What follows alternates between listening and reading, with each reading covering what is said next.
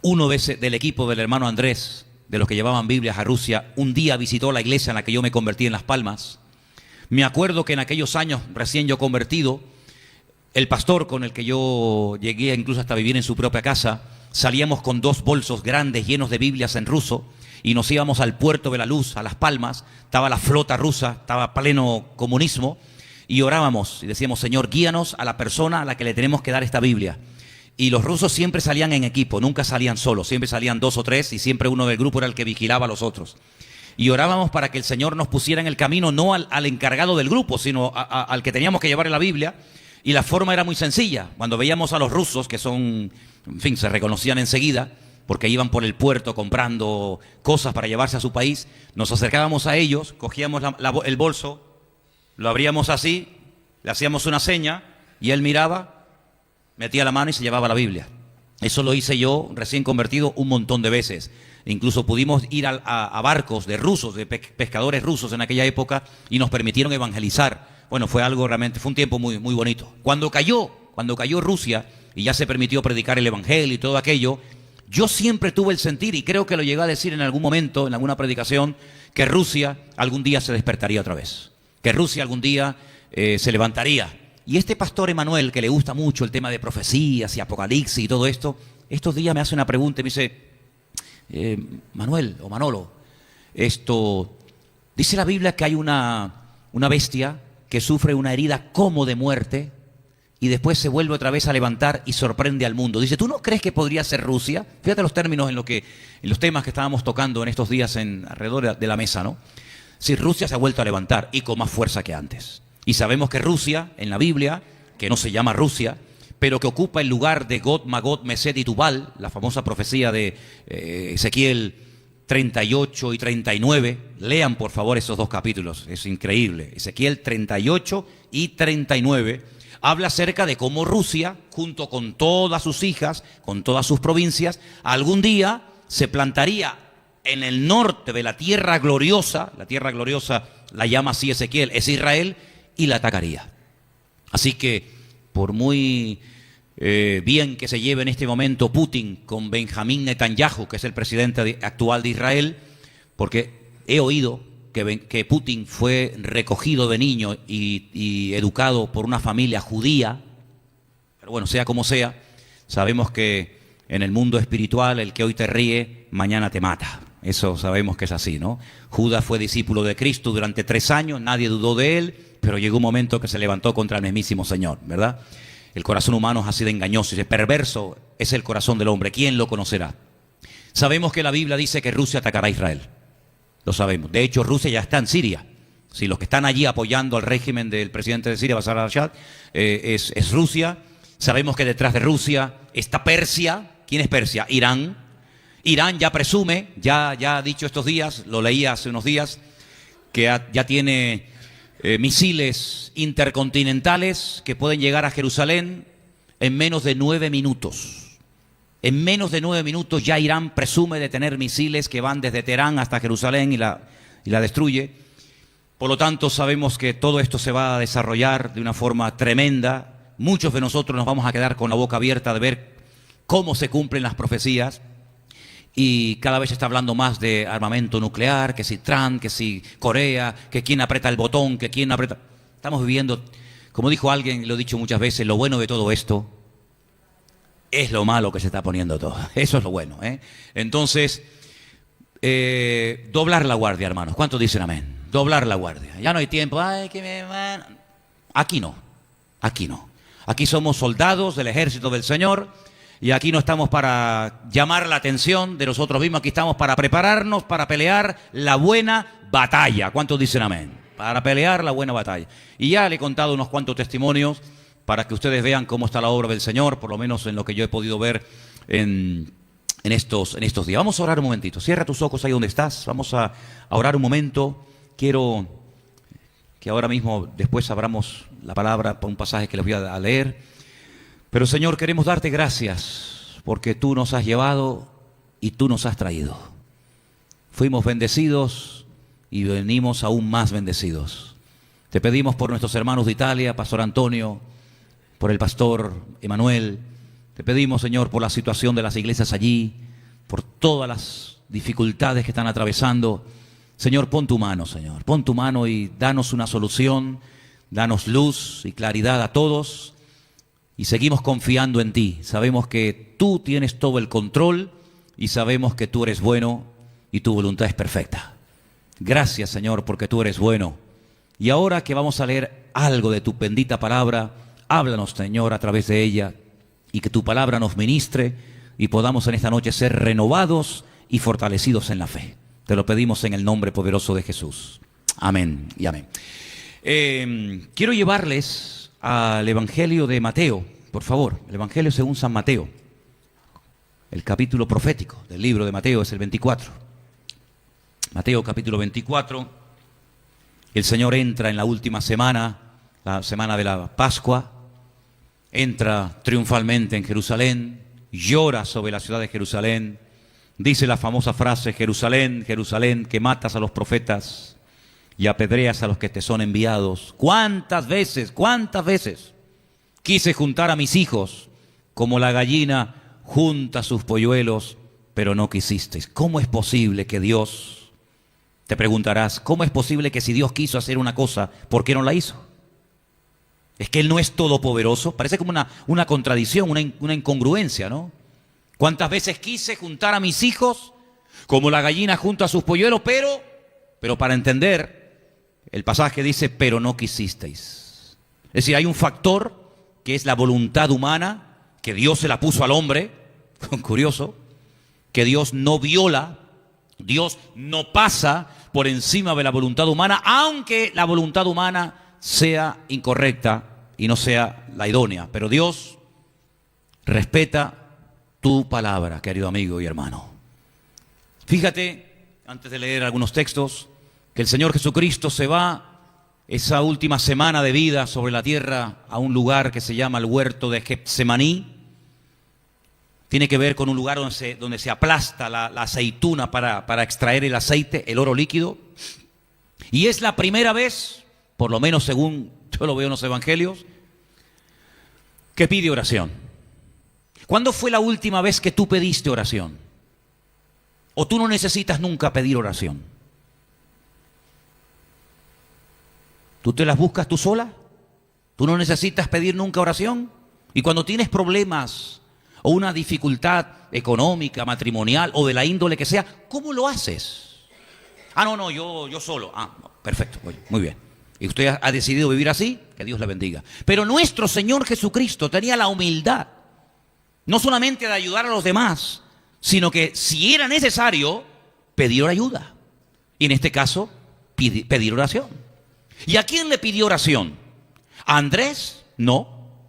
¿A Tomás? No. ¿A Judas? No. Le pidió oración a Pedro, a Jacobo o a Santiago y a Juan. ¿Por qué a estos tres? Hombre, vamos a ver. Porque de los 12 discípulos que tenía el Señor, los que más interés demostraron por Él, los que más intimidad, los que más comunión tuvieron con Él, siempre fue Pedro, Jacobo y Juan. Por eso en los evangelios te encuentras que hay momentos en los que ciertos y determinados milagros solamente los vieron Pedro, Jacobo y Juan, los demás no. ¿Recuerdas, por ejemplo, cuando fue a la casa de Jairo? ¿Quién era Jairo? Un principal de una sinagoga que se le acababa de morir la hija. Y el Señor, cuando entra en la casa, en la habitación donde la niña estaba todavía caliente porque recién había muerto, dice: por favor, sáquenme de la casa a toda esta gente. Que salgan todos. Solamente quiero que entre usted como el papá, usted que es la mamá, Pedro, Jacobo y Juan, entren conmigo. Los demás se me quedan fuera, por favor. Y entró y vieron la resurrección de la hija de Jairo solamente esos 3 discípulos. Los demás no lo vieron.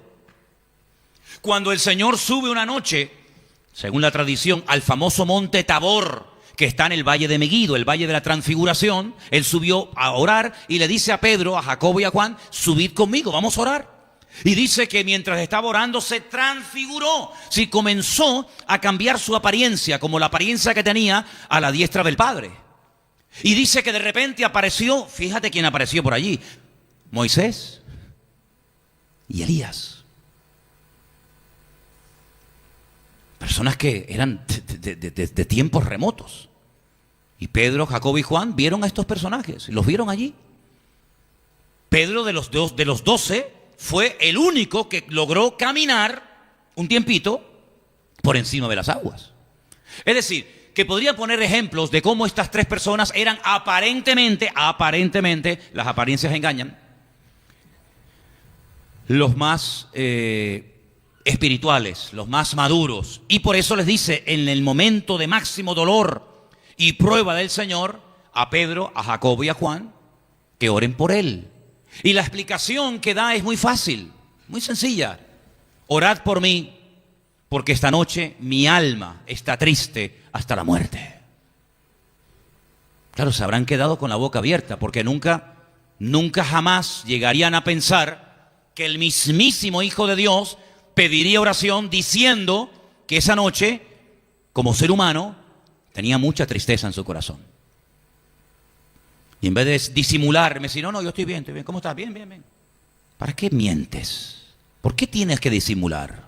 Disimular es pecado, porque disimular es mentir, ¿o no? Disimular es pecado. Si estás mal, dilo, y si estás bien, dilo, ¿verdad? Pidió oración.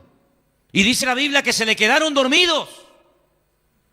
No una, ni dos, 3 veces se le quedaron al maestro dormido. Oye, y al final le dijo, venga, sigan durmiendo. Ni para orar servís. Increíble, ¿no?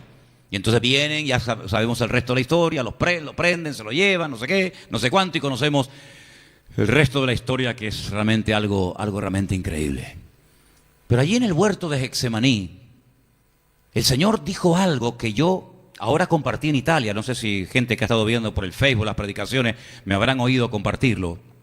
El Señor dijo algo que yo hace poco decía, pero ¿esto realmente qué significa? Él dijo, Padre, pasa de mí esta copa, mas no se haga mi voluntad, sino la tuya. Es decir, que en ese momento, cuidado, vamos a ser claros, en ese momento estaba la voluntad de Él y la voluntad del Padre. La voluntad de Él dice, pasa de mí esta copa, pero añade, pero no se haga mi voluntad, sino tu voluntad. ¿Qué tenía aquella copa? Estamos hablando en sentido metafórico, ¿me entendéis? No es una copa sino en sentido, ¿qué tenía aquella experiencia? Si Él decía, voy a la cruz, ¿qué es lo que el Señor sabía? Algo muy grave tenía que ser, algo tremendo tenía que ser, cuando Él pide 3 veces, pasa de mí esta experiencia. Si no es un dolor de muela que uno puede, sino es algo muy fuerte, para que el Señor pida oración y para que el Señor le diga a corazón abierto delante del Padre, pasa de mí esta copa. Si alguien sabía en esta vida, si alguien conocía la ira del Padre, la ira de Dios, ese era su amado Hijo Jesucristo. El Hijo sabía perfectamente que Dios, claro, es amplio en perdonar y con una misericordia increíble. Pero cuidado, ese mismo Dios dice que es lento para la ira, lento y amplio en misericordia. Es decir, que Dios cuando se enfada, amigo, no hay quien lo pare. Y hay una expresión muy expresiva en el libro de Hebreos que dice, horrenda cosa es caer en manos del Dios vivo. Si tú no te imaginas lo que es la ira de Dios. Si el amor de Dios nos deja con la boca abierta, si el amor de Dios, la potencia, el poder de Dios, la magnificencia de Dios nos deja impactado diciendo, madre mía, es que esto es algo impresionante, pues exactamente igual ocurriría si experimentáramos la ira de Dios. Lo que pasa es que la misericordia de Dios tan maravillosa que estamos acostumbrados a vivir en la misericordia y en la gracia de Dios, porque la ira de Dios nos reventaría y nos destruiría a todos. Pero hay ejemplos bíblicos. Si tú quieres estudiar el tema, si te interesa saber, ya no tanto el amor de Dios, porque eso está más que evidente, si te interesa saber qué hace Dios cuando se enfada, la primera vez que uno nota que Dios está molesto por lo que ha sucedido, libro de Génesis capítulo 3, ya desde el principio de la Biblia, Génesis capítulo 3 dice, fuera, Adán y a Eva, aquí no podéis estar, pero ni nada, fuera, Puso ángeles con espadas en las manos para que nunca más se les ocurriera ni a Adán, ni a Eva, ni a Abel, ni a Caín, ni a nadie volver otra vez a intentar vivir en el paraíso. Yo os puse en el paraíso. Cada día tenía comunión con ustedes. Puse todo bajo vuestro dominio. Creé todo maravilloso para ustedes y lo habéis echado todo a perder. No sois dignos de disfrutar ni un minuto más de este paraíso. Así que fuera. A partir de ahora vais a sufrir las consecuencias, las mujeres, los hombres, las tierras, los animales, todo, porque el pecado lo ha roto todo. Así que vemos que Dios podía haber dicho, bueno, no pasa nada, chicos, no pasa nada, venga, vamos a darle otra oportunidad. No, fuera, nunca más entraron. Dios, no estamos hablando de un hombre que se equivocó, estamos hablando del Creador, ¿vale? ¿Quieres ver otro ejemplo de cómo cuando Dios se enfada o derrama su ira?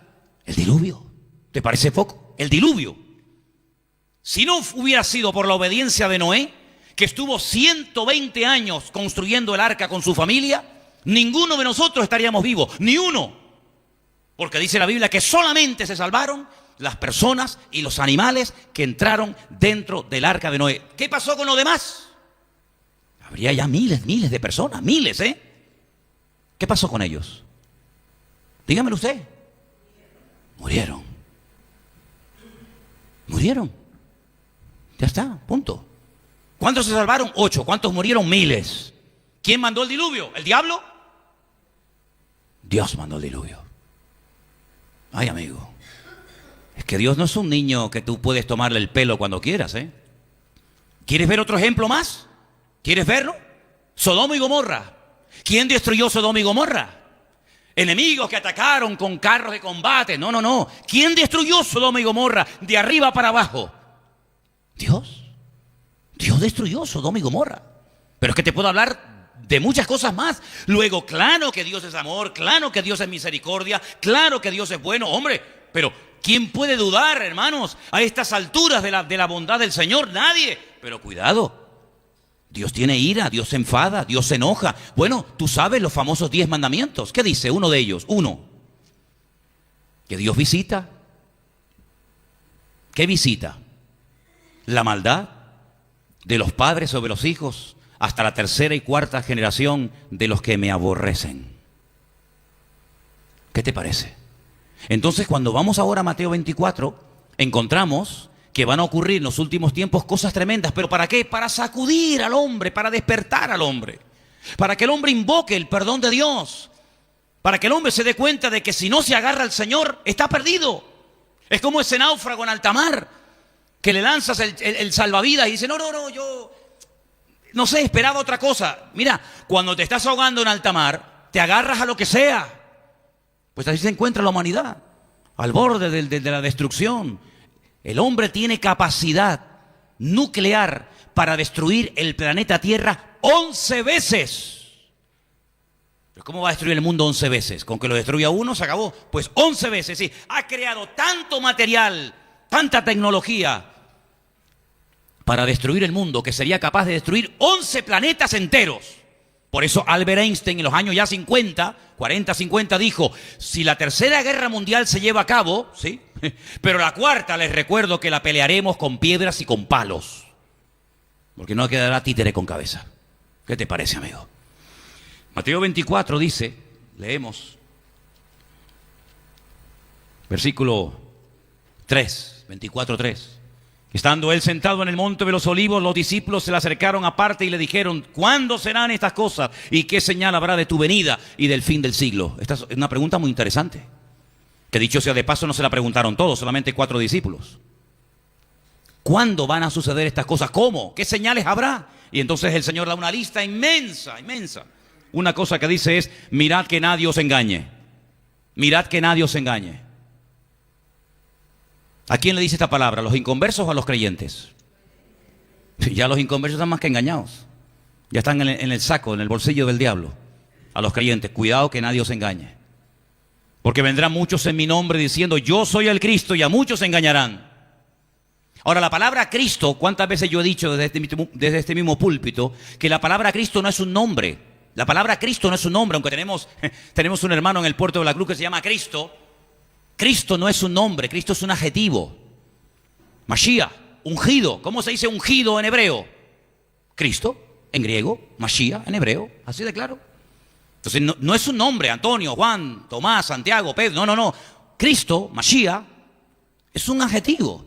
Jesús es un nombre, Yeshua, que aparte de llamarse Jesús, está ungido. Está Cristo, está Mashiach. Jesús, Cristo, el Jesús ungido. Eso es. No, el Señor Jesucristo no se llamaba, ¿cómo te llamas? Yo, Jesucristo.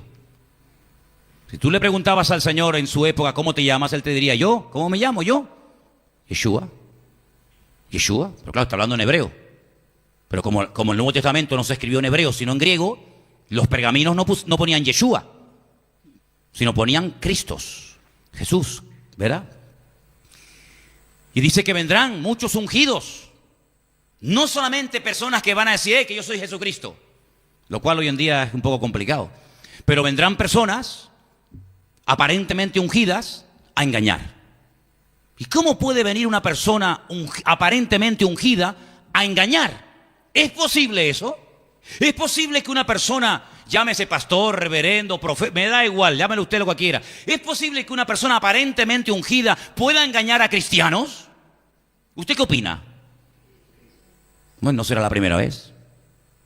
Pues no será la primera vez que viene una persona, un lobo, disfrazado de oveja, y engaña a las almas ingenuas, como dice la Biblia, a los incautos, y se los lleva, permítame la expresión, al huerto. Y le dice, no, hay esto y esto. ¿Cuántas personas están enseñando? ¿Cuántas personas hoy en día desde púlpitos y desde iglesias evangélicas están enseñando barbaridades? Yo no conozco ninguno. Hombre, a lo mejor usted no, pero es que yo llevo muchos años de pastor y le puedo hablar auténticas barbaridades. Hace poco hubo en Milán, en la ciudad de Milán, de la que acabo de llegar, hace poco hubo un pastor, no un señor que pasaba por la calle y dijo, voy a entrar aquí a engañar a los cristianitos. No, un pastor, el pastor principal de la iglesia, se acostó en la plataforma, así como lo acabo de decir, y le dice a la iglesia, hermanos, siento en mi corazón que esta noche ustedes me tienen que tapar y me tienen que cubrir con dinero. No con monedas, claro, monedas la pone y sale rodándose, con billetes. Y la congregación se levantó y lo tapó, así, todo con billetitos. Y después, ¿a dónde fueron los billetes? ¿A dónde van a ir? ¿A dónde van a ir? Pues a él. ¿A quién van a ir? ¿A ti van a ir? Y se lo digo, hermanos, gracias porque tengo una iglesia obediente. Usted es un sinvergüenza. No es el pastor, no, es un sinvergüenza. Utilizando el cargo de pastor para robarle descaradamente el dinero a la gente, ni más ni menos. Es que yo nunca lo he visto, pero es que eso no tiene nada que ver, es que usted no lo haya visto. ¿Cuántas personas haciéndose pasar por creyentes, por pastores, por profetas, están engañando a los cristianos? Es que no se puede usted imaginar cuántos. A mí me escriben todos los días, personas de montones de lugares diciéndome, hermano, qué difícil es hoy en día encontrar una iglesia de sana doctrina. Bueno, hace unos días me escribieron unas hermanas de Colombia, a ver si el domingo me acuerdo, y les leo el mensaje, es un mensaje muy interesante, un correo, donde me dicen, hermanos, le digo oficialmente que para mi hermana y para mí, usted es nuestro pastor y el Centro Evangélico Vida Nueva es nuestra iglesia, porque vivimos en una zona donde es un desastre lo que se está predicando y lo que se está enseñando desde los púlpitos. Y dice, madre mía, yo no sé ni quiénes son, yo no sé ni quién es esta gente, pero así cada día. Pero es que esto no es nada nuevo, no tenemos que decir, oye, qué cosa. No, es que ya lo dijo el Señor en el Sermón del Monte hace 2000 años. Mirad que nadie os engañe, porque vendrán falsos ungidos en mi nombre. Y a muchos engañarán. ¿Qué te parece? Y a muchos engañarán. Dice aquí, oiréis de guerras y rumores de guerras. Guerras y rumores de guerras. A todo el mundo, ¿quién dispara primero? ¿Trump o el chiquitín de allí de Corea? ¿Quién se atreve primero a hacer así?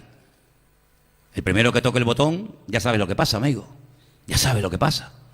Ya os hablé del protocolo Sansón, Ya os hablé de cómo ya Israel dice, sí, si me atacan morimos todos, 150.000 misiles están ahora mismo apuntando hacia Jerusalén, pero no de ahora, hace ya muchos años. 150.000 misiles, 24 horas al día apuntando hacia Jerusalén. Ahora mismo. Así que, amigo, eso de guerras y rumores de guerras, está a la orden del día. Estamos ya viendo movimientos de China, viendo movimientos de Rusia, Ayer atacó Turquía a un país a miles de kilómetros de sus fronteras, pero fue y atacó. Estamos viendo más de 25 países en este momento involucrados en diferentes conflictos a nivel del mundo. 25 países. Si eso no es una tercera guerra mundial camuflada, entonces ¿qué es? Ahí está Francia, está Inglaterra, está Estados Unidos, están los chinos, están los rusos, están los sirios, están los árabes, están los jordanos, está Irán. Es increíble. Todo está profetizado por la palabra.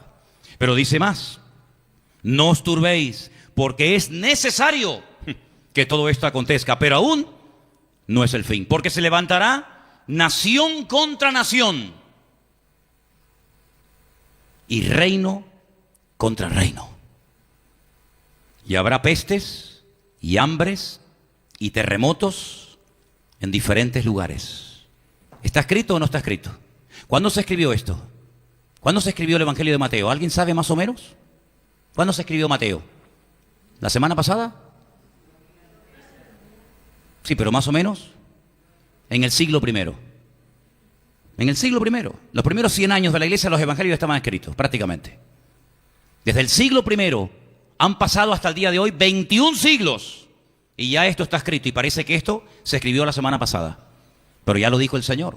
Porque el Señor lo sabe todo, lo conoce todo. Y lo que Él quiere no es meter miedo, no es asustar al creyente. Al contrario, es decirle: espabilen, déjense de tantas preocupaciones ingenuas y ridículas, de tantos planes superfluos que no conducen a nada. Y porque la mentalidad del creyente tiene que estar centrada en el Señor. Tu mentalidad, tu tiempo, tu energía está centrada más en el Señor que en otras cosas. Ojalá sea así, Dios permita que sea así. Pero lamentablemente a veces nos olvidamos de que en esta vida estamos de paso, hermanos. Y vendrán conflictos y vendrán dificultades. Pero ¿saben qué? En medio de todas esas dificultades siempre tendremos la presencia del Señor con nosotros. ¿Cuántos dicen amén? Todo está bajo el control de Dios. Y dice la Biblia que los que aman a Dios, ahora tú sabrás. Porque decir: no, yo amo a Dios y ya veo lo que le amas. Ya veo lo que le amas. ¿Por qué una pregunta? ¿Cómo se puede demostrar que yo amo a Dios? ¿Cómo se demuestra? Porque la Biblia dice, un ejemplo nada más, que si alguien dice: no, yo amo a Dios, hermano. Yo amo a Dios. Muy bien. ¿Y a tu hermano? Depende. A esto sí, pero a aquella no. ¿Vale? Oye, no pasa nada. Es que a todos nos ha pasado, ¿o no? ¿O es que hay alguna que puede tirar la primera piedra? ¿A ti te cae bien todo el mundo? A mí hay gente que me cae fatal en la carne. ¡Fatal! ¿A ti no? Bueno, ustedes no, porque viven en un nivel... Ustedes viven en un nivel de santidad. A mí en la carne hay gente que sinceramente... Vamos, en la carne, pero ni fu ni fa, es que nada, como si no existieran. Pero tengo que amarlo, tengo que soportarlo, tengo que bendecirlo. ¿O no? No, yo amo a todo el mundo, yo no tengo ningún problema. Bueno, pues mire, pues que Dios lo bendiga, hermano. Que Dios lo bendiga. Pero la Biblia dice que hay hermanos que hay que amar y a otros soportar. ¿Sí o no? ¿O estamos hablando mentiras? Hay gente que es muy difícil, pero muy difícil de llevar, muy complicado, muy complicado. Pero la palabra de Dios dice que si alguno se atreve a decir: no, yo amo a Dios, oye, me parece estupendo. Pero si esa persona que dice que ama a Dios aborrece a su hermano, que luego existe la posibilidad, ¿cómo lo llama la Biblia? Dígalo usted. ¿Cómo llama la Biblia a la persona que dice: yo amo a Dios, pero aborrezco a este hombre, aborrezco a aquella persona? ¿Cómo lo llama la Biblia? A ver, yo no voy a seguir hasta que usted me responda. Dígalo fuerte. No, hipócrita no, mentiroso. Mentiroso. Porque dice la Biblia: si usted dice que ama a Dios, al cual nadie ha visto. ¿Alguno ha visto a Dios aquí? ¿Usted ha visto a Dios, hermana? ¿Tú has visto a Dios? ¿Usted ha visto a Dios, hermana? ¿Tú has visto a Dios? Yo tampoco. Si usted dice que ama a Dios al cual nunca ha visto y aborrece a su hermano al cual ve, la Biblia nos llama mentirosos. Ahora, podemos ser mentirosos por un tiempo o podemos ser mentirosos por toda la vida. Eso ya depende de la voluntad de cada uno, ¿sí o no? Luego, el amor a Dios no es algo de decir: no, yo amo a Dios. Bueno, Cristo le dijo a Pedro: una preguntita, Pedro, ¿tú me amas? Y Pedro, ¿qué le dijo? No estoy seguro. No, no, no. Al momento, su respuesta fue inmediata. Fue, sí, Señor, tú sabes que yo te amo. Oye, qué interesante, ¿eh? Qué interesante, porque justamente, curiosamente, tú que dices que me amas, hace una semana me estabas negando. Hace una semana estabas diciendo delante de los romanos, no, no, yo a ese, yo no sé quién es. Y acabas de decirme ahora que me amas, pero hace unos días estabas negándome. Entonces, ¿en qué quedamos? ¿Me niegas o me amas? Pues mira, te voy a poner a prueba, Pedro. Si tú me amas, tendrás que demostrarlo. Apacienta mis ovejas. Es decir, pasa de la teoría a la realidad. Es decir, que la promesa esa famosa, que todos... Es curioso porque hay versículos que hay creyentes que no saben. Es lógico. Pero hay otros versículos que todos los creyentes los saben de memoria. Si yo pregunto, Juan 3:16, ¿qué dice? Dígalo, dígalo. ¿Ves que todo el mundo lo sabe? Todo el mundo sabe ese versículo. Porque de tal manera amó Dios al mundo, ¿qué más? Que ha dado a su Hijo unigénito para que todo aquel que en él crea no se pierda, mas tenga vida. Todo cristiano sabe ese versículo, tú. Juan 14:6, a lo mejor la cita no le suena, pero le voy a dar un poquito para que siga. Jesús dijo, yo soy el... ¿Se da cuenta cómo todo el mundo lo sabe? Todo el mundo lo sabe. Todo el mundo. Todo lo puedo en... ¿Ves cómo todo el mundo sabe? El Señor es mi luz y... Es que hay versículos que todo el mundo sabe, tú. Y este que les voy a decir ahora, ya vas a ver tú cómo yo te voy a dar un poquito y tú vas a seguir. Y sabemos que los que aman... Es que yo no se los enseñé a ustedes, ¿eh? Yo no recuerdo, hermano, les voy a enseñar un versículo. ¿Cómo la gente aprende los versículos que les gusta? ¿Eh? ¿Verdad? Hombre, ¿cómo no voy a aprenderme yo los versículos que me gustan? Si es que me gustan y además, ¿eh? Vamos a decirlo juntos, venga, vamos a hacer una práctica. Romanos 8:28, venga. Y sabemos que los que aman a Dios... Amén. Conforme a su voz son llamados. Perfecto. Bueno, vamos a, ¿cómo se dice cuando coges así un bicho y lo vas así a desmenuzar? Sí, vale, venga, vamos a desmenuzar el versículo. Primera parte. Y sabemos, ¿vale? Sabemos, lo hemos demostrado que lo sabemos. Coma. Que, siga, los que aman a Dios, párate. Los que aman a Dios, repito, los que aman. Luego, no es una promesa para todo el mundo. No es una promesa para todo el mundo, es una promesa condicional. ¿Cuál es la condición? Amar a Dios. ¿Cómo hay que amar a Dios? Porque esa es otra. ¿Cómo hay que amar a Dios? Amarás al Señor tu Dios con toda tu alma, con toda tu mente y con todas tus fuerzas. Ok. Luego, si yo amo al Señor con toda mi alma, con todo mi corazón y con toda mi fuerza, porque esa es la condición para amar a Dios, ¿sigue? Todas las cosas nos ayudan a bien. ¿Vale? Muy bien. Luego, para que todas las circunstancias, las que entiendo y las que no entiendo, las que me gustan y las que no me gustan, las que van a mi favor y las que aparentemente van en contra, si yo amo a Dios con esas tres características o condiciones que les acabo de mencionar, con toda mi alma, con todo mi corazón y con todas mis fuerzas, por cierto, perdón que haga un inciso, no me voy del tema, pero solamente, ¿qué significa amar a Dios con todas las fuerzas?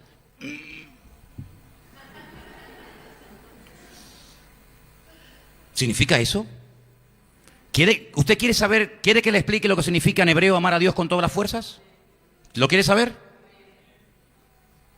Con todos mis recursos económicos, con todos mis bienes materiales. Lo dejo ahí. Lo dejo ahí.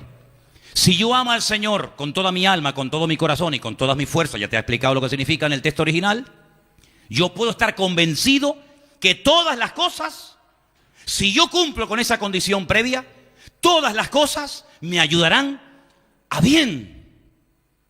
Oye, si esto es así, Pepita, esto es una pasada, ¿eh? Esto es increíble.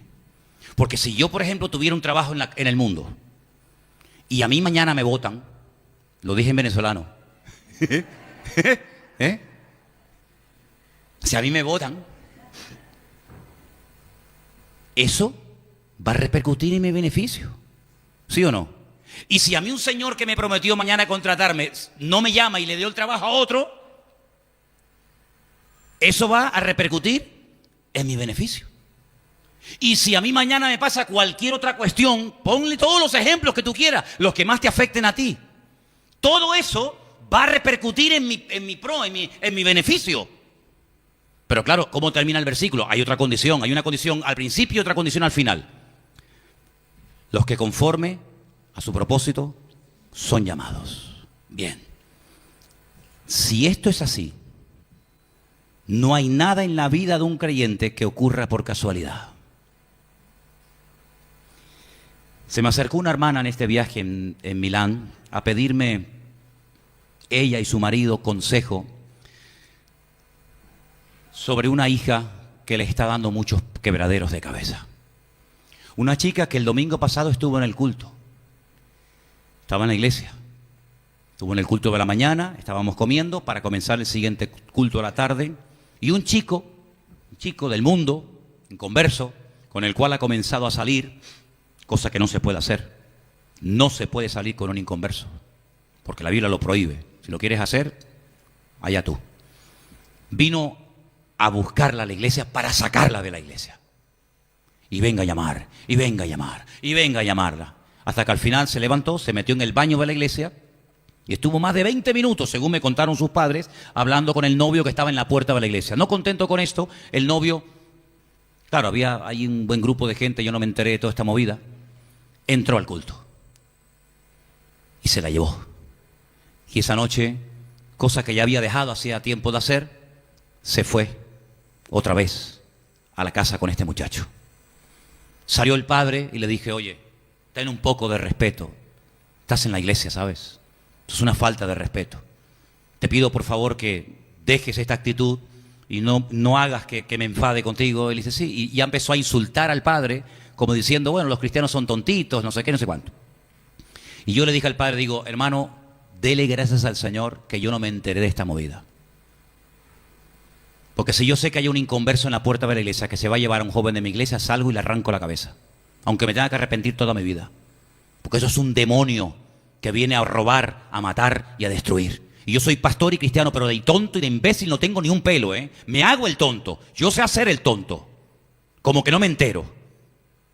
Pero que venga una persona de la calle delante de unos padres quebrantados y llorando, porque ahora le voy a decir algo muy fuerte, y llevarse a una muchacha del culto, cuando hace unos meses esos padres llegaron a su casa y una niña de 15 años la encontraron muerta y aún se están recuperando de la muerte de esta hija. Cuando en pleno culto este domingo pasado les pasó esto, es muy fuerte, ¿eh?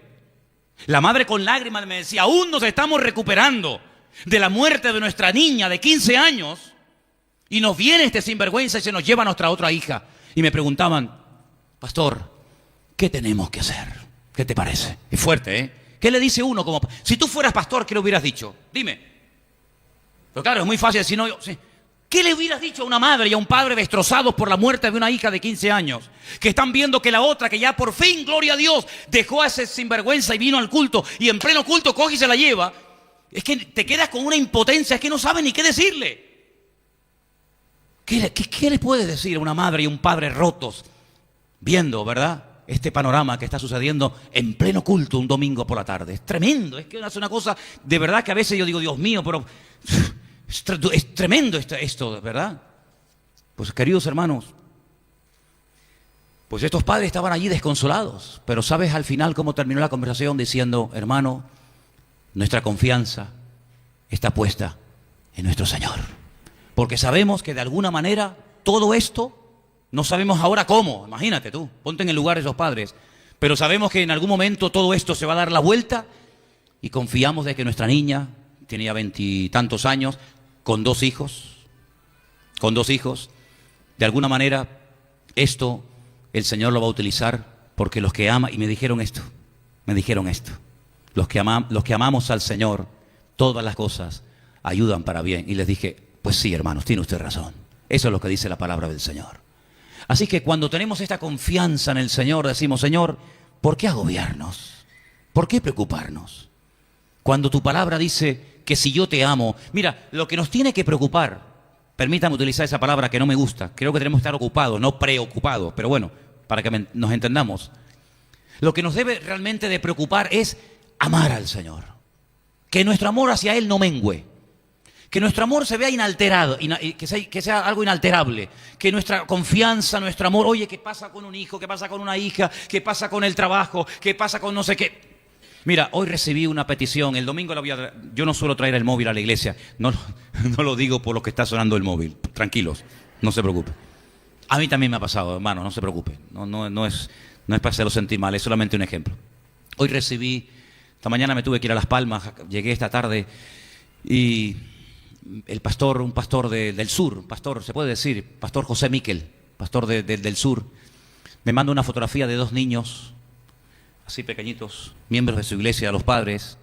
Los niños están recibiendo quimioterapia, tienen cáncer los 2, y le ha vuelto otra vez a brotar, 2 niños preciosos, todos calvitos, les ha vuelto otra vez a brotar el cáncer, pero ahora por otro lado. Y ante estas cosas, ¿verdad? Uno a veces dice, Señor, sabemos que los que aman a Dios, todas las cosas nos ayudan a bien. En uno de los viajes que hice a Italia, conocí a un muchacho llamado Estefano, corredor de Fórmula 3. Su padre fue campeón del mundo de Fórmula 1 en el circuito de Monza, en Italia. Este muchacho se casó con una chica de un matrimonio amigo nuestro, Daniel. Irma se llama su mamá, es argentina, viven en Italia. Exactamente, la hermana de Damián y del otro muchacho, Damián y Maico, eso.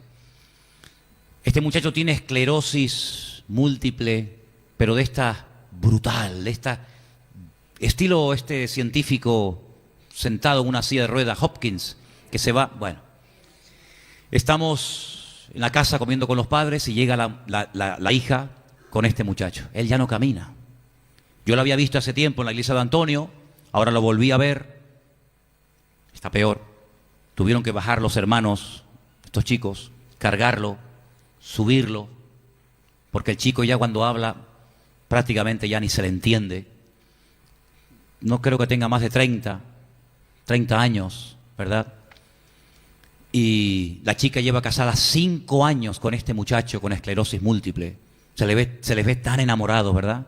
No se le ve amargada, sino con una dulzura. El chico está así, ella le tiene que meter la cuchara, limpiarlo, algo tremendo. Empezamos a hablar, comencé a dar testimonios de personas que, este famoso predicador que no tiene brazos ni piernas, este chico norteamericano, y lo conocían, el testimonio de esta chica tan famosa hace años, campeona del mundo de natación, Johnny, hay libros y películas, una chica hermosa, joven, campeona del mundo de natación, que se lanzó un día de no sé qué sitio, se dio en el cuello y quedó tetrapléjica, pero ella va por todo el mundo predicando la palabra, y él comenzó a llorar, ¿verdad? Pobrecito, él comenzó a llorar, y yo les pido por favor que oren mucho por esta hermosa pareja. Un chico de verdad, un chico guapo, una chica guapísima, pero con este problema de esclerosis múltiple. Y en un principio hasta los padres llegaron a pensar, porque son padres de mucho dinero, que la chica se casó por el dinero de él, nada más lejos de la realidad. Ya se casó sabiendo que le iba a suceder toda esta enfermedad terrible. Hay cosas en la vida que como creyentes no lograremos entender con nuestra mente tan finita y limitada. Pero algo que tenemos que tener grabado a fuego en estos tiempos, hermanos, es que si amamos al Señor, todo, absolutamente todo, ayudará para bien, para la honra y para la gloria del Señor. Tal vez no entendemos ahora por qué me está pasando esto. ¿Por qué me está a mí pasando esto? ¿O por qué le está pasando esto a fulano? ¿O por qué está ocurriendo? Hermano, no, Dios, gracias a Él, lo digo de verdad, de corazón, Dios no nos ha llamado a entender las cosas. Porque hay cosas que sí podemos entender por la experiencia, por los años, por la madurez, pero hay otras cosas, hermano, que solamente podremos decir, tú lo sabes todo, Señor. Yo sé que tú no eres injusto, yo sé que tú eres bueno y para siempre tu misericordia, y yo sé que si te amo, todo de alguna manera repercutirá para el beneficio de tu pueblo y para el beneficio y el avance y el progreso de la obra del Señor. Y quiero terminar citando justamente parte de este texto que acabo de mencionar ahora. Pablo dice, hermano, quiero que sepáis, mira lo que pasó a ese hombre, Es impresionante. Ni todos juntos, fíjate lo que te digo, si pusiéramos en un saco todos los sufrimientos que hemos tenido, todos y cada uno de nosotros, o los que estamos teniendo o tendremos, no se podrían equilibrar o equiparar a los sufrimientos que aquel hombre sufrió. El apóstol Pablo es tremendo, es una cosa increíble, que están algunos escritos en la Biblia. Pues lo que sí podemos saber con toda seguridad es que el Señor es nuestro Dios, Él nos fortalece, Él está con nosotros, y lo que nos ocurre después nos ayudará para poder bendecir y para poder ministrar y ayudar a otras personas que están en la misma situación en la que nosotros estamos hoy o hemos estado. Alguna gente dice, yo tengo que orar para que el Señor me muestre cuál es su voluntad para mi vida. ¿Te parece poco lo que ya te ha mostrado? ¿Tú no te das cuenta que el testimonio de cada uno de nosotros aquí es diferente? El testimonio de Juan Carlos es impresionante, pero es totalmente diferente al testimonio de Pepita. El testimonio de Pepita es completamente diferente al testimonio de Maxi o al mío. Todos los que estamos aquí, o la mayoría, podemos contar las maravillas del Señor, pero nadie tiene el mismo testimonio. Eso quiere decir de que el Señor ha derramado gracia en medio de nosotros de tal manera que si viniera ahora mismo un muchacho o una chica con problemas de droga, podría ser perfectamente atendido y entendido. Porque aquí hay personas que han vivido y han estado en el infierno. Y Eduardo, ¿verdad? Perdona que te mencione, hermano, para la gloria de Dios. Personas que han estado en el infierno, que han tocado fondo y gloria a Dios han salido. Pero si viniera una persona de un trasfondo católico, se lo encasquetamos a Pepita. O si viniera una persona, no, en serio, de tal manera que el Señor ha repartido suficiente gracia, a todos nos ha bendecido, a todos nos ha salvado, a todos nos ha perdonado, pero a todos de formas diferentes. Pero todos nos hemos encontrado al pie de la cruz, porque no hay otro camino, hermano. El pie de la cruz, allí nos encontramos todos, los hombres, las mujeres, los latinos, los blancos, los negros, los feos, los que somos, ¿verdad? Allí nos encontramos todos, para que de tal manera, digamos, es que yo tuve problemas con el sexo, pero yo con la droga, y yo con la pornografía, y yo con la idolatría, y yo con la brujería, y yo con la de tal manera que nadie puede entrar a una congregación, por ejemplo, como esta, y decir, caramba, no hay nadie aquí que me entienda, tú. Que no hay nadie, aquí son todos santurrones. No, espérate. Somos pecadores arrepentidos que podemos ministrar. Y por eso yo digo, hermanos, por favor, atiendan esto. Cuando entre una persona nueva a la iglesia y usted comience a hablar con él o con ella, si ve que esa persona tiene una situación parecida a la de un hermano o una hermana en la iglesia, conéctelo. Hermana, venga un momentito, mírame. Quiero que conozca a esta señora. Y ahí lo dejas. ¿Por qué? Porque esta señora está contando algo que yo sé que le pasó a esta hermana, y esta hermana la va a entender 1000 veces mejor que yo. Pero si viene una persona con problemas de droga, de alcohol o lo que sea, aquí hay suficiente gracia repartida como para atender a mucha gente. Y eso tenemos que aprender a usarlo y a ministrarlo en el nombre del Señor. ¿Cómo me va a usar el Señor? Mira para atrás. ¿Tú qué fuiste? ¿Cuál fue tu atadura? ¿Cuál fue tu Goliat? ¿Lo venciste? ¿Lo derrotaste? Pues ya está. Lo que Dios te va a poner en el camino son personas que tú vas a poder ministrarles y entenderles perfectamente, porque tú has estado en el pellejo de esa persona y el Señor te ha liberado, y tú eres el botón de muestra para poder ayudar al que viene desesperado, que no sabe a dónde ir, y sobre todo en estos tiempos difíciles. Pero gloria al Señor, que Dios nos va a usar a todos de una forma tremenda en estos últimos tiempos. ¿Cuántos dicen amén? Cierra tus ojos, hermano. Ahí donde estás. Quiero que hagas algo. Quiero que tu vida, lo que has sido, lo que has hecho, bueno y malo, lo que hoy en día eres, lo que estás haciendo, a lo que te dedicas, lo pongas a los pies del Señor. Señor, tú sabes que yo he sido maestro, o drogadicto, o alcohólico, o prostituta, o empresario, o lo que haya sido, da igual, o lo que seas. Señor, usa mi vida. Aquí en Santa Cruz, en Tenerife, seguro que hay muchas personas como tú. Seguro. Y por ahí van los tiros, por ahí va la corriente por la que el Señor usará tu vida en estos tiempos finales. Hay gente que puede tocar diferentes campos, diferentes áreas, claro, por supuesto. Hay otros que no. Son más específicos, no importa. Pero eso quiere decir de que hay trabajo para todos. Nadie se tiene por qué sentir inútil como mueble viejo que no sabe dónde meterse. Nadie. Porque la iglesia es un cuerpo, y en el cuerpo todos los miembros, aún los pequeñitos, son a veces los más necesarios. Ponemos nuestra vida a tus pies, Señor. Oramos para que nuestra vida sea fructífera y útil. Oramos para que tú controles nuestros pensamientos, nuestras palabras, nuestras decisiones y podamos ser gente útil en el reino, Señor. Y estemos más pendientes de dar que de recibir. Estemos más pendientes, Señor, del que tiene necesidad que de la mía propia. Porque dando se recibe y más bienaventurado es dar que recibir. Señor, te pido en el nombre de Jesús que tú nos sigas ayudando en todo este tiempo y tenemos paz en el corazón porque sabemos que todo está bajo tu mano y bajo tu control, Señor. La gloria sea siempre para ti, Señor. Te lo pedimos unánimemente en esta noche. Y también queremos orar por estos dos niños del sur, Señor, que el pastor nos ha pedido oración. Oramos por estas dos criaturas, por sus familias, para que, Señor, todo el tratamiento les haga efecto, Señor, y podamos oír un testimonio poderoso de cómo estas criaturas han sido bendecidas y restauradas por el poder del Señor. Padre, oramos, extiende tu mano sobre estos niños, Señor, y que podamos tener pronto noticias de cómo van evolucionando, Padre. A ti la gloria y la honra en esta noche, Señor. Descansamos sabiendo que la promesa es que si te amamos con todo nuestro corazón, con toda nuestra alma y con todas nuestras fuerzas, todo lo que ocurra y venga, ayudará para bien. Los que andamos conforme al propósito y al llamado divino. En el nombre bendito de Jesús. Amén. Que nos ayude en nuestro crecimiento espiritual, en nuestra relación con el Señor, que sea cada vez más fuerte, más estable, más firme. Y que podamos en estos tiempos difíciles en los cuales el Señor ha decidido que vivamos, pues marcar una diferencia y no dejarnos arrastrar por la corriente de este mundo, sino ser diferentes, lo cual no es fácil, pero no es imposible con ayuda del Señor. Te doy muchas gracias, Señor, en esta tarde, porque cada vez que abro esta Biblia, cada vez que abrimos la palabra de Dios, sabemos que tú nos hablas. Siempre es así, Señor.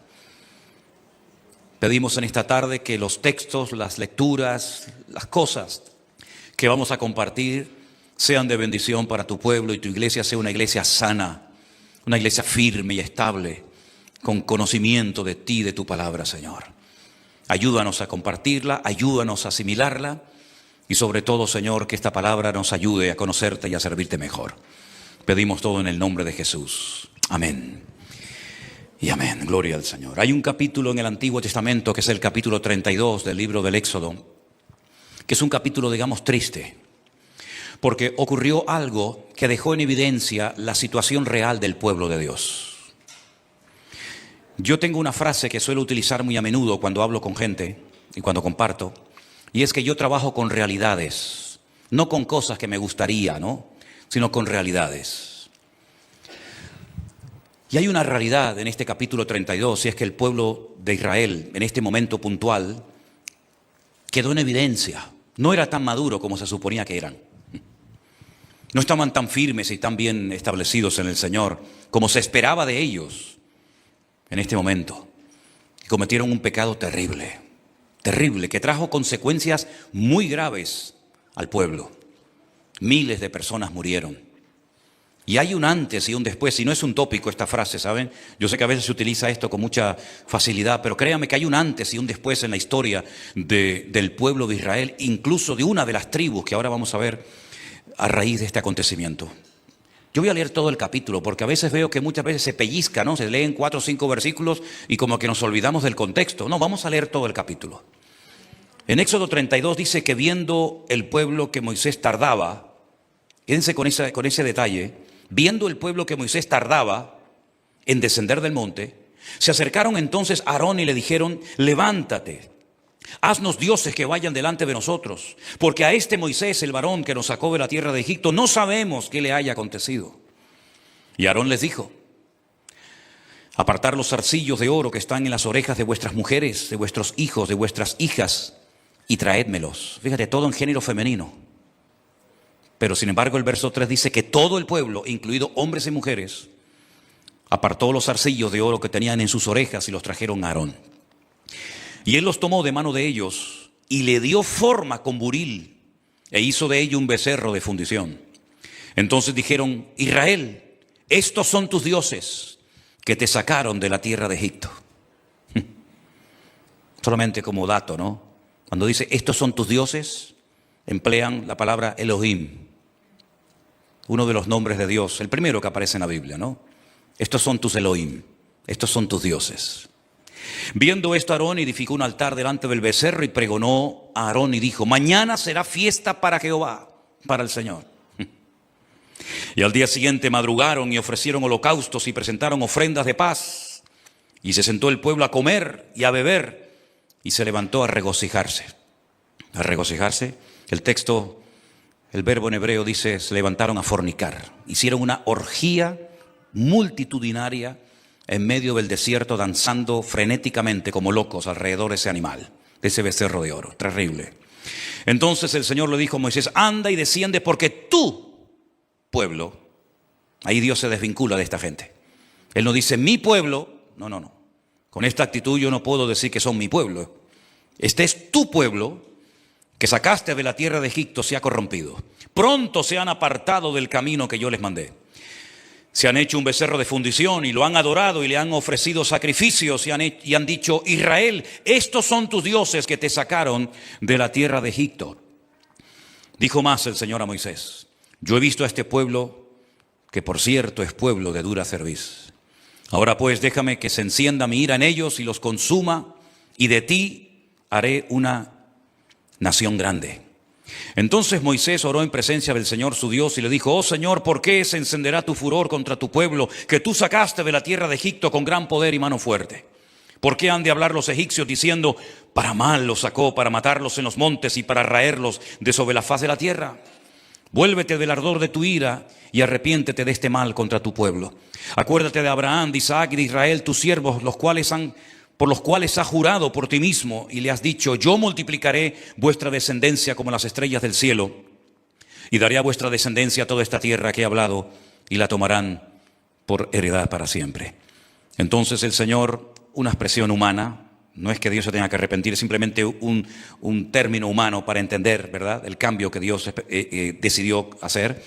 El Señor se arrepintió del mal que dijo que había de hacer a su pueblo. Volvió Moisés y descendió del monte trayendo en su mano las 2 tablas del testimonio, las tablas que estaban escritas por ambos lados, de un lado y de otro estaban escritas, y las tablas eran obra de Dios, y la escritura era escritura de Dios grabada sobre las tablas. Cuando oyó Josué el clamor del pueblo que gritaba, le dijo a Moisés, alarido de pelea hay en el campamento. Y él respondió, no es voz de alarido de fuertes, ni voz de alarido de débiles, voz de cantar oigo yo. Y aconteció que cuando él llegó al campamento y vio el becerro y las danzas, ardió la ira de Moisés y arrojó las tablas de sus manos y las quebró al pie del monte. Y tomó el becerro que habían hecho y lo quemó en el fuego y lo molió hasta reducirlo a polvo, que esparció sobre las aguas y lo dio a beber a los hijos de Israel. Y dijo Moisés a Aarón, ¿qué te ha hecho este pueblo que has traído sobre él tan grande pecado? Respondió Aarón, no se enoje mi señor, tú conoces al pueblo que es inclinado al mal. Porque me dijeron, haznos dioses que vayan delante de nosotros, porque a este Moisés, el varón que nos sacó de la tierra de Egipto, no sabemos qué le ha acontecido. Y yo le respondí, ¿quién tiene oro? Apartarlo, y me lo dieron y lo eché en el fuego y salió este becerro. Increíble. Viendo Moisés que el pueblo estaba desenfrenado porque Aarón lo había permitido para vergüenza entre sus enemigos, se puso Moisés a la puerta del campamento y dijo, ¿quién está por Dios? Júntese conmigo. Y se juntaron con él todos los hijos de Leví. Y él les dijo, así ha dicho el Señor, el Dios de Israel, poned cada uno su espada sobre su muslo, pasad y volved de puerta a puerta por el campamento, y matad cada uno a su hermano, a su amigo y a su pariente. Y los hijos de Leví lo hicieron conforme al dicho de Moisés, y cayeron del pueblo aquel día como 3,000 hombres. Entonces Moisés dijo, hoy os habéis consagrado al Señor, pues cada uno se ha consagrado en su hijo y en su hermano, para que él dé bendición hoy sobre vosotros.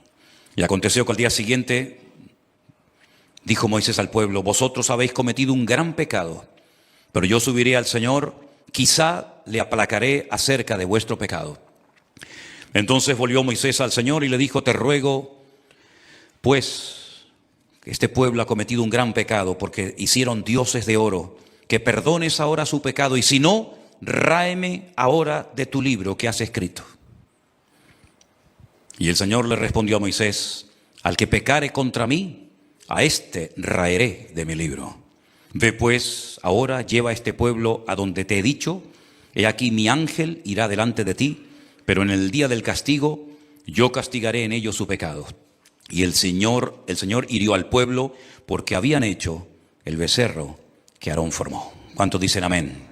Es una historia triste, ¿no? No es nada agradable leer que el pueblo de Dios cae tan bajo, haciendo cosas que se suponen que tenían que tener más que superadas. Pero después de 40 días quedó en evidencia que ellos evidentemente habían salido de Egipto, pero Egipto no había salido de ellos. Todavía Egipto estaba dentro de sus corazones. Permítame que les ponga el ejemplo. Cuando Abraham salió de Egipto y se fue, la Biblia dice que el faraón le hizo un regalito. Le regaló una mujer, una sierva, una criada llamada Agar. Es decir, que le metió en la casa de Abraham un trocito de Egipto, que después fue un desastre. Y todos sabemos las consecuencias de aquel regalito que Abraham aceptó.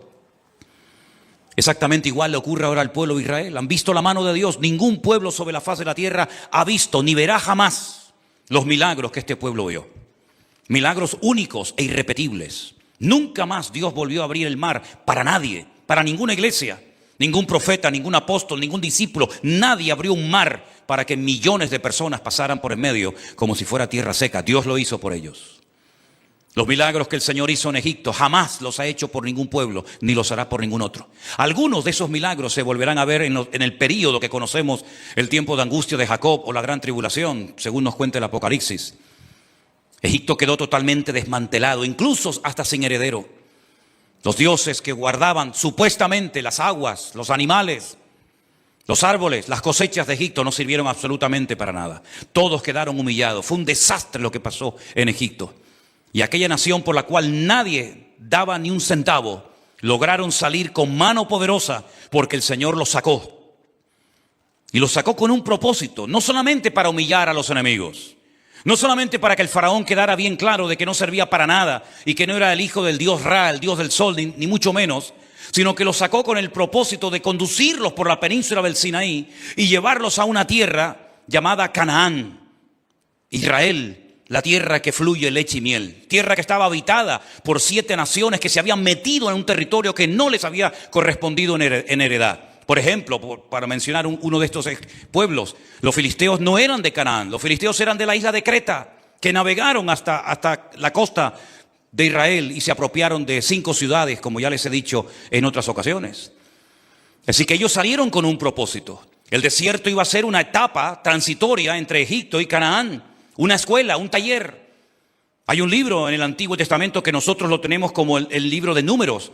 En hebreo se llama Bamidbar, significa en el desierto. Y en medio de la palabra Bamidbar aparece la raíz dabar, que significa hablar. Luego en hebreo Bamidbar, en el desierto. Otra lectura es el lugar donde Dios te va a hablar, el lugar donde Dios te va a tratar. Y efectivamente así fue. La ley no la recibieron en Egipto. Los 613 mandamientos de la Torá no los recibieron en Canaán, sino los recibieron en ese punto intermedio que se llamó el desierto. Moisés tiene que subir a lo alto de una montaña y está 40 días en comunión con Dios. Y durante esos 40 días Dios con el poder de su palabra escribió en tablas los 10 mandamientos, aparte de otros muchísimos mandamientos e instrucciones que le dio para que cuando descendiera del monte los compartiera con el pueblo de Israel, para que ellos supieran cómo comportarse cuando llegaran a la tierra prometida. Y en vez de dejarse arrastrar y asimilarse a las costumbres de los pueblos paganos, ellos conquistaran no solamente la tierra físicamente hablando, sino espiritualmente hablando también. Y así como en Egipto el enemigo fue derrotado, que también derrotaran al enemigo en Canaán.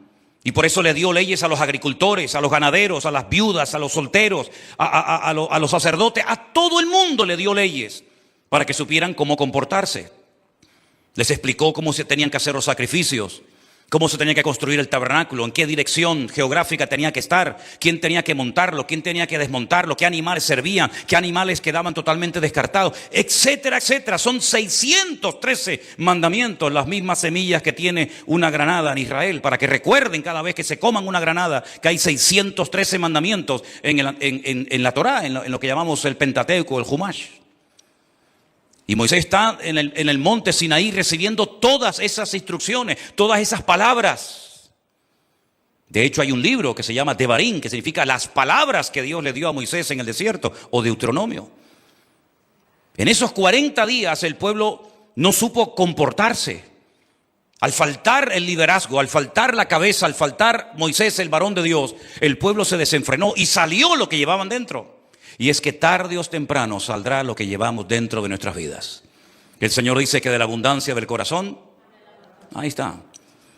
No es nada nuevo la enseñanza que les estoy dando. Tocaron fondo. Y el que permitió y el que consintió todo esto fue nada más y nada menos que el hermano del pastor, Aarón, que encima era el hermano mayor de Moisés. Los tres hermanos, Aarón, Moisés, o Miriam y Aarón, y Moisés el pequeño. Y él dice que iban a hacer una fiesta para el Señor. Pero ¿qué fiesta le van a hacer al Señor si el Señor no va a estar presente en ese acto, en ese escándalo, en esa vergüenza que van a hacer en medio del desierto? Dándole forma. No es que tiraron el oro, como él decía, al fuego y salió el becerro. No. Tú le diste forma. Tú fuiste copartícipe de este relajo, de este desorden, y os estáis comportando exactamente igual que como se comportaban los egipcios, a los cuales el Señor derrotó y a los cuales el Señor humilló. Y quedó bien claro que Dios no acepta este tipo de culto, que Dios no acepta este tipo de manifestaciones de la carne. ¿Y cuántas veces en las iglesias se confunden manifestaciones de la carne con el mover del Espíritu Santo? No, déjenlos, está bajo el Espíritu de Dios. No, está bajo el Espíritu, pero no precisamente el de Dios. Pero hay tan poco discernimiento hoy en día en las iglesias y en el ministerio, que muchas veces se manifiestan endemoniados y creen que es el Espíritu Santo el que está hablando y moviéndose en las personas. Y cuántas falsas profecías y cuántos falsos moveres, falsas unciones que no vienen del corazón de nuestro Dios se mueven hoy en día, y encima se les aplaude, y eso es lo que la gente quiere. Esto fue lo que pasó en el desierto. No dieron la talla, hicieron el ridículo. Cayeron muy bajo, y ellos querían un liderazgo, y esos líderes iban a ser aquellos becerros, porque no fue uno, realmente fueron 2 becerros los que se levantaron, y querían que ellos los llevaran otra vez, ¿a dónde? A Egipto, atrás, al pasado. Cuando el Señor le dijo, nunca más vuelvan a andar por ese camino, nunca más vuelvan a Egipto, porque yo les he sacado para que nunca más tengan por qué volver a ese país, donde yo demostré mi poder y mi gloria y mi autoridad. El estilo de vida que estaban viviendo en ese momento aquel pueblo era el estilo de vida de los mundanos, de los idólatras, de los paganos en Egipto. Se les había impregnado en la carne, en su estilo de vida, en su forma de adorar, en su forma de expresar su alabanza. Se les había metido Egipto hasta el fondo. Y Aarón fue copartícipe de todo esto. ¿Cómo no va a perder los papeles? ¿Cómo no va a entrar en ira y en cólera Moisés? Después de estar 40 días y 40 noches en la presencia del Señor y encontrarse a su pueblo haciendo cosas terribles, no pudo soportar aquello. Rompió las tablas de los 10 mandamientos. Luego tuvo que volver a subir para que el Señor le diera lo que un día le dio, pero que él rompió, ¿verdad? Y es que todos los seres humanos, incluidos también los pastores, tenemos un límite. Nuestro conocimiento es limitado. Nuestro amor, por mucho que digamos, es limitado. Nuestra fe es limitada. Y también nuestra paciencia es limitada. Y que conste que Moisés, dice la Biblia, que era el más manso de toda la tierra. Y lo sacaron de quicio. No aguantó esto. Y el Señor le dijo, voy a destruir al pueblo. No voy a tolerar que mi pueblo haga esto y que me provoquen a ira. Así es que no te preocupes, los voy a arrasar a todos, pero haré de ti una nación grande. Y entonces Moisés es cuando entra, si me permiten, en negociaciones con su Dios. Y le dice, no, Señor, ¿qué van a pensar los pueblos cuando oigan que tú no fuiste capaz de introducirlos en la tierra prometida. Recuerda, Señor, lo que le prometiste, lo que le juraste por ti mismo a tu siervo Abraham, a Isaac, a Jacob, aunque él menciona el nombre de Israel. No, Señor, no hagas esto. Y el Señor, por la oración de intercesión de Moisés, salvó a toda una nación, salvó al pueblo de Israel, porque es que la oración tiene un poder extraordinario, queridos hermanos, increíble, increíble. Si en vez de perder el tiempo en discusiones y en tonterías, invirtiéramos y nos ocupáramos más en orar y en buscar la presencia del Señor, otro gallo cantaría. El Señor al final le dice que Él no va a ir con ellos. Bueno, no los voy a destruir, pero yo no voy a ir más con ustedes. Y entonces otra vez entra Moisés en una tremenda negociación con Dios, diciéndole, y se para delante de Dios y le dice, si tú no vas conmigo, yo de aquí no me muevo. Y otra vez el Señor le dice, está bien, voy a ir con ustedes, voy a ir contigo. Qué tremendo, ¿verdad? Qué conocimiento de Dios. Cómo se movía este hombre en la presencia del Señor con una libertad extraordinaria. Pero en varias ocasiones lo llevaron hasta el extremo y terminó en una ocasión, como hemos leído en esta noche, rompiendo nada más y nada menos que la mismísima obra de Dios, porque no aguantó la presión. Dios nos está enseñando a nosotros los cristianos en este último tiempo a saber comportarnos bajo presión. Y muchos cristianos todavía no han aprendido que la presión va a ir en aumento. Y muchos cristianos no se percatan que la vida cristiana no solamente consiste en tener un montón, muchísimos privilegios, que gloria a Dios los tenemos, sino también en compromisos y en responsabilidades. Y uno de ellos es demostrarle al mundo, a nosotros mismos y a nuestro Dios, que nosotros sabemos trabajar con dinero o sin dinero, con muchos o con poco, o con la iglesia vacía y cerrada. Demostrarle al Señor, a nosotros mismos y al mundo, que nosotros no necesitamos aplauso ni de reconocimiento de nadie, sino que somos capaces de sacrificarnos y de esforzarnos por nuestro Dios en cualquier circunstancia, en cualquier lugar, con presión, con aplausos, con traiciones o con lo que sea. La iglesia del Señor ha aprendido a caminar en victoria en medio de las circunstancias de la vida. ¿Cuántos dicen amén? ¿Cómo hubiéramos actuado nosotros si hubiéramos estado solos en el desierto, sin liderazgo, sin cabeza? Porque dicho sea de paso, los que se quedaron en lugar de Moisés, la verdad es que no valía mucho que digamos. Fíjate el hermano de Moisés cómo era. Fue el que consintió, fue el que permitió para tener contento al pueblo, ¿verdad? Fue incapaz de decir, no, nosotros no vamos a hacer eso. Hay que aprender a esperar, porque una de las lecciones que el Señor nos está enseñando en este tiempo es aprender a esperar. Si mi hermano hubiera muerto y ya el Señor se lo hubiera llevado a su presencia, el Señor nos lo habría dicho. Así que aprendamos a esperar tranquilamente, a gozarnos en la espera, que ya vendrá, no se preocupen. Y efectivamente Moisés no había muerto. Moisés apareció, pero cuando apareció, lamentablemente, el pueblo estaba totalmente fuera de control. La lectura bíblica que se leyó esta tarde, nuestro hermano Rafael la leía en el Evangelio según San Mateo, es muy interesante porque ahora no encontramos a un hombre en la montaña hablando con Dios, sino ahora encontramos nada más y nada menos que al Señor Jesucristo en una montaña teniendo comunión con el Padre. Y ese es el famoso relato del monte de la transfiguración. La tradición dice que el monte Tabor, monte muy bonito, es donde el Señor Jesucristo decidió transfigurarse, transformarse, ¿verdad? Y comenzar a enseñarle a 3 de sus discípulos, a 3 testigos, Pedro, Jacobo y Juan, parte de su gloria. Y no solamente parte de su gloria, sino además se presentaron 2 personajes muy interesantes. Y uno de ellos era Moisés, para que después digan que Moisés no entró en la tierra prometida. Sí, Moisés entró en la tierra prometida, pero no cuando él quiso, sino cuando el Señor quiso. Y también se presentó el profeta Elías. Y allí por segunda vez se vuelve a oír la voz audible de Dios. Pocas veces, créanme, pocas veces, si no hagan el esfuerzo en estos próximos días o meses de buscar en la Biblia cuántas veces Dios se ha dejado oír audiblemente. Y no han sido muchas, En el día que bautizaron al Señor Jesucristo en el río Jordán, Juan el Bautista, ¿se acuerdan? Dice la Biblia que Dios dijo, este es mi Hijo amado en el cual tengo complacencia. Y se oyó la voz audible del Padre. Y ahora se vuelve a oír en el monte de la transfiguración. El mismo Dios, la misma expresión, este es mi Hijo amado, al que yo he señalado, al que yo he escogido, en el cual deposito toda mi confianza, lo avalo, lo apoyo. En Él está mi gozo y mi deseo cumplido.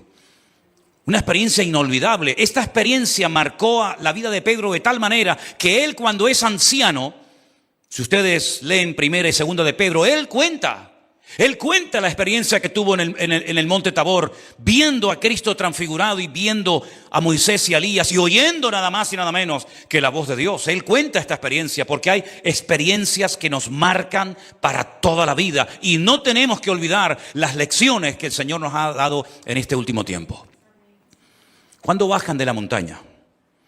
Porque la realidad no era vivir permanentemente en la montaña. No se olviden que de los 12 discípulos, 3 solamente habían subido al monte con el Señor a orar y los 9 restantes se habían quedado abajo.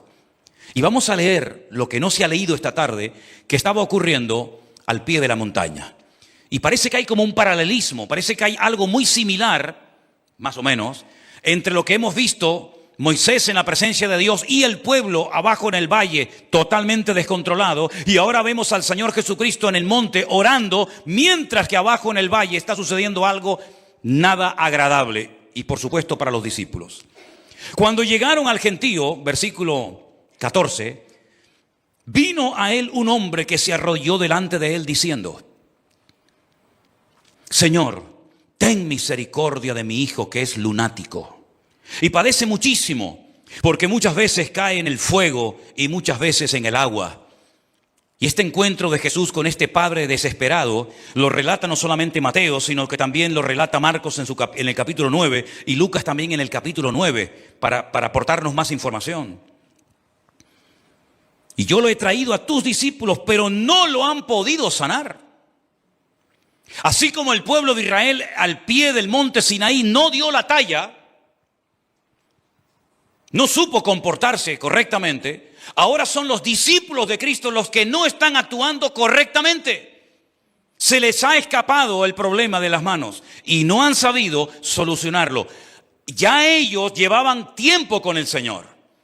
Estos discípulos que se quedaron al pie de la montaña, estos 9, y allí estaba Santiago, ¿verdad? El otro, allí estaba Bartolomé, allí estaba Felipe. Ya ellos habían visto cómo el Señor trataba a los enfermos, cómo el Señor echaba fuera demonios, cómo el Señor resolvía los problemas. Por lo tanto, ya tenían un nivel de experiencia, un nivel supuestamente de madurez que les capacitaba y les podía permitir solucionar el problema que se les presentó, pero no supieron. Y no hay nada peor para un cristiano hoy por hoy que no sepa cómo resolver el problema en el cual el Señor ha permitido que te encuentres. Y llegará el momento, y el momento está llegando, si no lo han visto es que algunos están ciegos, que el Señor nos está mostrando que ya no se puede depender de los pastores, ni de los profetas, ni de los apóstoles, sino que hay que aprender a depender única y exclusivamente de Dios. Y cuanto antes lo aprendamos, mejor que mejor. La gran desgracia de muchos cristianos es que se convirtieron al pastor y no al Señor del pastor. Y conocen más de la iglesia del Señor que del Señor de la iglesia. Y conocen tal vez algo de la Biblia del Señor, pero no del Señor de la Biblia. Y en este momento los discípulos han hecho el ridículo. No han sabido solucionar un problema. ¿Tú sabes cómo se solucionan tus problemas económicos? A mí me llaman todos los días de todas partes del mundo para que les diga cómo tienen que resolver sus problemas económicos, cómo tienen que solucionar sus problemas ministeriales, cómo tienen que arreglar sus problemas matrimoniales. Centenares de personas. Y yo digo, pero Dios mío, ¿qué se ha enseñado en los últimos años al pueblo de Dios? Que ahora que ha llegado el momento de la verdad, ¿dónde está la fe de la iglesia? ¿Dónde está el discernimiento del pueblo de Dios? ¿Dónde está el conocimiento supuesto que tenía que tener la iglesia? ¿Dónde está todo eso? ¿De qué han servido los cientos y cientos y miles de sermones que algunos hermanos han oído en los últimos años? 1500 y pico sermones tenemos nosotros, solamente nosotros, en nuestro canal de YouTube. 1500 sermones. Cientos de devocionales, cientos de estudios. ¿Y de qué ha servido todo eso? Los discípulos no saben cómo actuar con un muchacho que tiene un espíritu que lo quiere matar. con un padre que ha venido con toda la ilusión y con toda la fe del mundo y ahora se lleva una desilusión tremenda porque los que supuestamente saben cómo resolver los problemas a la hora de la verdad no saben nada. No fueron a los escribas, no fueron a los fariseos. Este padre no llevó a una sinagoga a su hijo, no lo llevó para que el sumo sacerdote Anás o el otro Caifás le ayudara, porque él sabía perfectamente que el liderazgo de Israel en aquel tiempo estaba corrupto. Era un desastre, era igual o peor que el sacerdocio en los tiempos del sacerdote Elí, ¿se acuerdan? Con sus hijos Ofni y Fines, que eran un desastre en Primera de Samuel. Él no va a esa gente. Él ni siquiera llevó a su hijo al estanque de Betesda, donde se decía que un ángel de vez en cuando venía y movía el agua y el primero que se zambullía quedaba sano. No, él fue a donde estaba Jesús. Pero al ver que no estaba el Señor, no se desanima. No dice, bueno, si no está el Señor, cojo y me voy. No, porque él da por cierto que los hombres que viven pegados al Señor saben cómo actuar, porque para eso son sus discípulos. Podía haber dicho, no, ustedes no, yo no pongo a mi hijo en las manos de ustedes porque ustedes, yo no me fío de ustedes, porque ustedes no saben. No, el hombre se queda, el hombre no se va. Y el hombre pone a su hijo en manos de los discípulos para que lo ayuden, pero se lleva una desilusión, porque se da cuenta de que los discípulos no saben cómo resolver este problema. Tú imagínate que venga gente a la puerta de tu casa, que te llame gente por teléfono, que te escriba pidiendo ayuda y que tú no sepas a estas alturas de tu relación con Cristo qué versículo, qué palabra, qué oración, qué hacer para poder ayudar a una pobre persona endemoniado, enfermo, desesperado. Y es lo que le está pasando a muchos cristianos, porque se han hecho tan dependientes. Y entonces este hombre le dice al Señor, ten misericordia de mi hijo. Yo lo he traído a tus discípulos, pero no lo han podido sanar. Entonces Jesús, esta expresión fuerte, oh generación incrédula y perversa, ¿hasta cuándo he de estar con vosotros? ¿Hasta cuándo os he de soportar? ¿A quién le dijo el Señor esto? ¿Al Padre? ¿Encima? ¿Echarle una bronca a un hombre que ha venido con toda la ilusión y con toda la fe del mundo? No. Mi opinión personal, yo creo que el Señor le está diciendo a sus discípulos, ¿hasta cuándo? ¿Hasta cuándo, Pedro? ¿Hasta cuándo, Bartolomé? ¿Hasta cuándo, Felipe? Si me voy una hora a orar al monte y una situación que tenían que saberlas solucionar perfectamente, ¿no habéis sabido? ¿Pero esto qué es? ¿Hasta cuándo tengo yo que estar entre ustedes? Ya no han aprendido, no han visto cómo hago, cómo no hago, cómo ministro, cómo oro, cómo reprendo. No saben ya todo esto. ¿Esto qué es? ¿Una escuela o esto qué es? Reprendió Jesús al demonio, el cual salió del muchacho y este quedó sano desde aquella hora. Y entonces ahora viene la segunda parte de la historia, muy interesante, por cierto. Vinieron entonces los discípulos a Jesús aparte, no se atrevían a preguntarle tal vez en público, ¿por qué nosotros no pudimos echarlo fuera? Bueno, pregúntate tú, ¿por qué a veces tú no has sabido cómo actuar como cristiano cuando te pasa algo con tu mujer o con tu marido? Pregúntatelo tú. ¿Por qué tú no sabes cómo actuar cuando parece que el enemigo está dando coletazos por todos lados y cuando parece que todo está saliendo mal y las puertas se abren? Pregúntate tú, ¿por qué no sabes tú actuar? ¿Y por qué te derrumba una crítica? ¿Por qué te tumba una calumnia? ¿O un problema económico, un problema físico? Pregúntate tú. ¿Cómo es posible que tú que has hablado en lenguas, que has leído la Biblia, que has diezmado, que has ofrendado, que has orado, que no sé qué, que no sé cuál? Pregúntate tú por qué a veces no has sabido actuar en consecuencia. Sé honesto contigo mismo. ¿No dice la Biblia que tenemos que probarnos a nosotros mismos? ¿No dice la Biblia que si nos juzgamos a nosotros mismos no nos juzgaría nadie? Pues hagamos eso de vez en cuando al Señor. Señor, ¿por qué mi fe no funciona?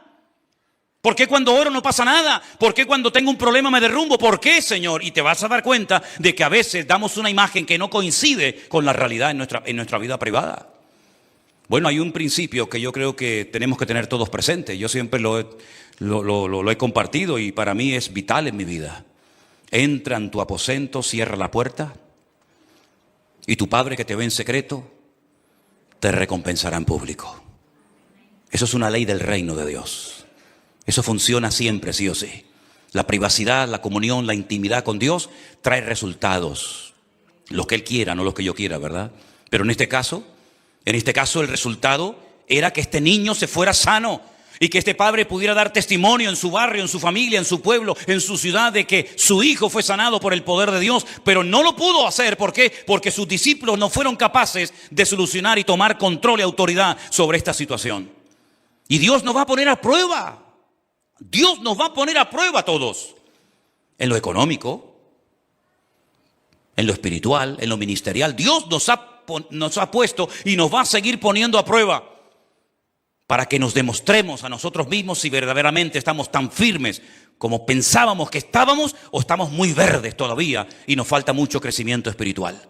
¿No le decía el apóstol Pablo a los hermanos de la iglesia de Corinto en el capítulo 1, hermanos, doy gracias al Señor de que nada os falta en ningún don? Capítulo 1, extraordinario. Pero cuando llegas al capítulo 3 es un desastre, porque le dice, hermanos, ustedes que están con los dones para arriba y para abajo, ustedes que no les falta de nada espiritualmente hablando, ¿cómo es posible que debiendo ser ya maestros seáis niños y hayan celos y envidias entre vosotros? Yo soy de uno, yo soy de otro. ¿Quién predica hoy? No, a mí sí no me gusta, yo voy el próximo domingo. Yo soy de Pablo, yo soy de este, yo soy de aquel. ¿Cómo es posible que todavía ustedes están bebiendo leche cuando ya tenían que estar comiendo solomillo y carne? Capítulo 1, nada os falta ningún don. Capítulo 3, carnales, niños en Cristo y maduros. ¿En qué quedamos? Es que los dones, queridos hermanos, no siempre van en consonancia con la madurez y con el carácter de un creyente. Hay gente que en su carácter son un desastre. Y por eso muchas veces escuchamos expresiones como, este es